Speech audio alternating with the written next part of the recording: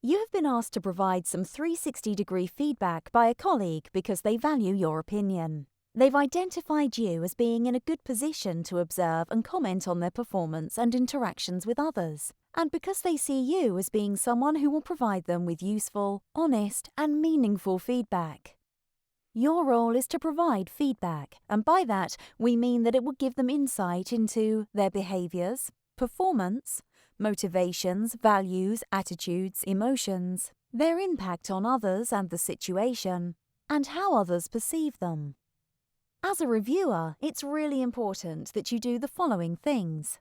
Make sure you fill in the questionnaire within the time frame. Put some time aside and find somewhere quiet where you won't be disturbed or interrupted. Start by bringing the person to mind. Think about your interactions with them, what they are really good at, what you value them for, how they have helped, motivated, or inspired you. If you've been asked to provide feedback to more than one person, do one at a time and focus on each individual separately. It's easy to get confused if you are rating several people at the same time. Read each question carefully and make sure you keep checking that you are using the rating scale correctly. Give careful consideration to your feedback. Don't rush it and save it as you go along. But respond to rating questions in a fairly intuitive manner. The first rating that comes to mind is often the most accurate. Answer as many questions as possible and provide a rating wherever you can. Only use the not applicable, don't know option when you are really not in a position to comment. Don't be afraid to use the whole rating scale. We naturally tend to shy away from the extreme ends of the scale, but if someone really merits the highest rating, use it. And if the lowest point on the scale genuinely describes that person's behavior or performance, you're doing them no favors by inflating their score just because you don't want to give them bad news.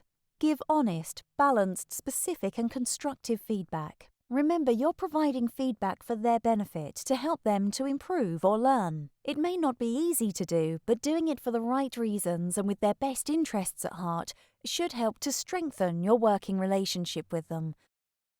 You'll be asked to add comments to open-ended questions and be detailed in these. These are provided verbatim back to the person, so think carefully about how you write these and be aware that you may identify yourself by the comments you make. Most people say that it's the qualitative feedback that's the most interesting, informative, and valuable aspect. Specific examples are really helpful, but refer to general situations if you can't cite specifics. Be descriptive rather than judgmental and focus on things they can change and do differently. Behaviors, not personality. Make requests of what they could do more of, less of, or do differently. What could they do to have an even better impact on you and what you do, or to support you in your own role? Think about the longer term, not just the last week or most recent past. This isn't the opportunity to air grievances. Base ratings on overall performance and impact, not on one isolated incident.